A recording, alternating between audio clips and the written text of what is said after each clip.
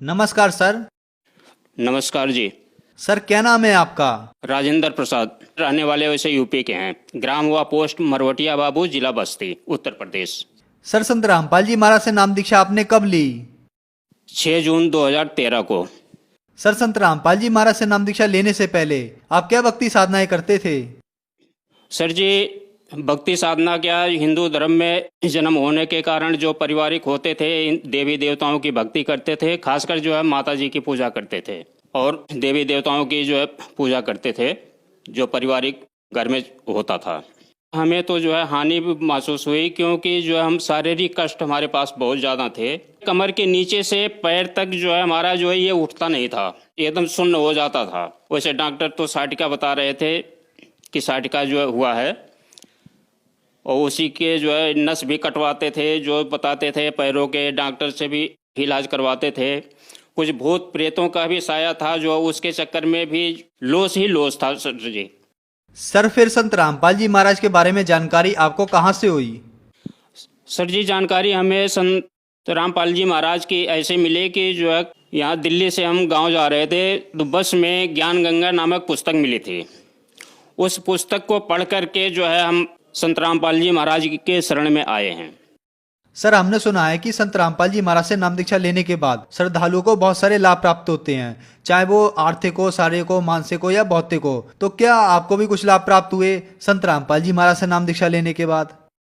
Sir जी, लाभ जैसे हमारे साटिका हुई थी, साटिका के ठीक करवाने के चक्कर में बहुत डॉक्टरों के भी दिखाए, और किसी ने बताया कि ये जामा मस्जिद पे जो है वैद्य हैं, वो जो नस काट करके खून निकाल करके जो है ठीक करते थे। सर जी जो है वहाँ हम 1 डेढ़ महीने तक जामा मस्जिद पे गए थे। वो एक दिन छोड़ करके एक दिन हाथ के नसें काटते थे, दूसरे दिन जो है पैर के नसें काटते थे।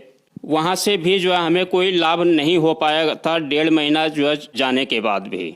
उसके बाद जब ज्ञान गंगा पुस्तक मिली, संत रामपाल जी महाराज जी के शरण में जब गए हैं, वहाँ जाने के बाद हमें जो है उस चीज़ का जो है तुरंत हमें लाभ हुआ। वहाँ से नाम लेकर के आए, 10 दिन के अंदर जो हम जो है चल फिर नहीं पाते थे, वो 10 दिन के अंदर वो जो है बीमारी हमारी गायब हो गई।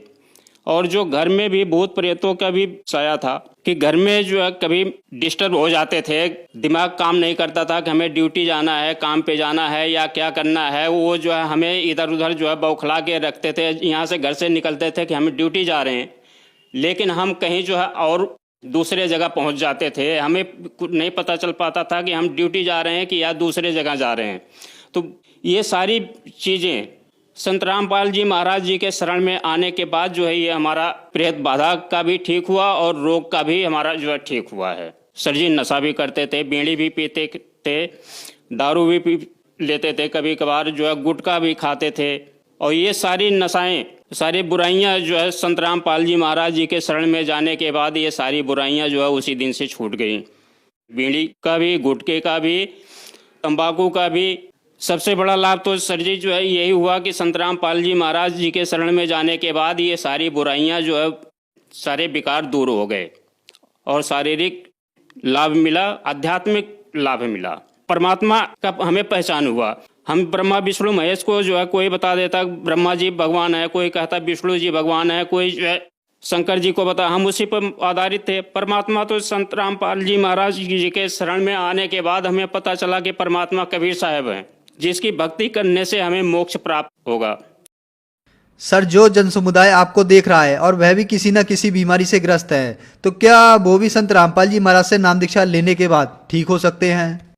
जिस तरीके से हम दुखी थे और संसार में सारे भाई बहन दुखी हैं, तो वो जो है इस चीज़ पर विचार करें, संत रामपाल जी महाराज जी का ज्ञान सुने, समझें और अपना कल्याण करवाएं संत रामपाल जी महाराज जी से नाम उपदेश लेकर के।